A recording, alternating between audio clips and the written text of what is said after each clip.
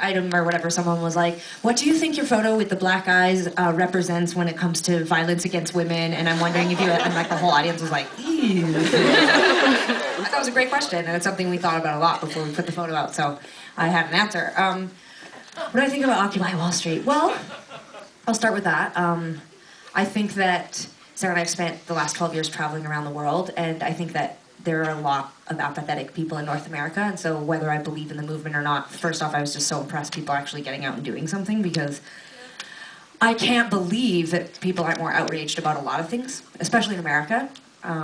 I spent a lot of time down there, and I was in California when Prop 8 passed, and I can't believe, I mean, people were enraged for about a week and then went back to being sort of you know, on with their lives, which isn't to say the movement isn't continuing, but I think people don't realize that there is an option besides just being angry at home inside. You can actually take it to the streets. So I think that people have a right to feel angry. I think that there absolutely are a bazillion issues, especially in America. I think it's outrageous that there is not healthcare for everyone. I don't see that changing. I think it's outrageous that people aren't able to get married there. I feel like it's outrageous that there is such a divide between the poor and the rich. But I also, you know, and I could go on and on and on. I agree with all of that, and I get why people are there, and I get why they're angry. But I also can't wrap my mind around how entitled people in North America still are, even though we see poverty and other, you know, financial crisis, like countries collapsing left, right, and center. You know, there are, at any given moment, you know, around the world, millions of people living under conditions that none of us will ever even, you know, come close to. And so it's hard for me, like coming back from India, like, I mean, where, you know, we were told outright that there are no gay women here.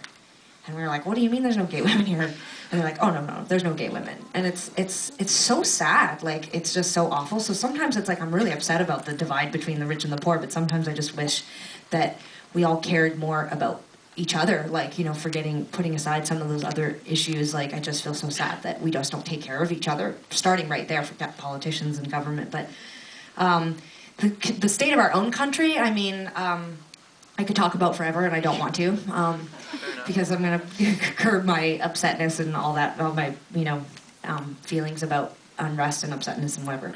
But I will say that comparatively, I think Canadians are much more present and are much more focused, and I think our country is still a really, really great country, and I think people around the world still really respect us, and we have a lot to be proud about.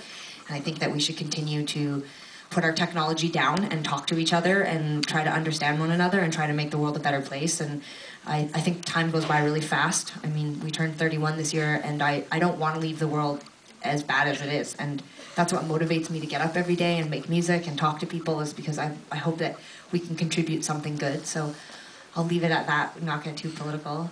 My dad and I talk about Occupy Wall Street twice a week, and the other day we were in Tim Hortons, and my dad was going on and on and on, and I was like, yeah, and then like someone turned to us and was like, can you guys love your voices? Was it Nick? Okay, we have only time for 2 more questions.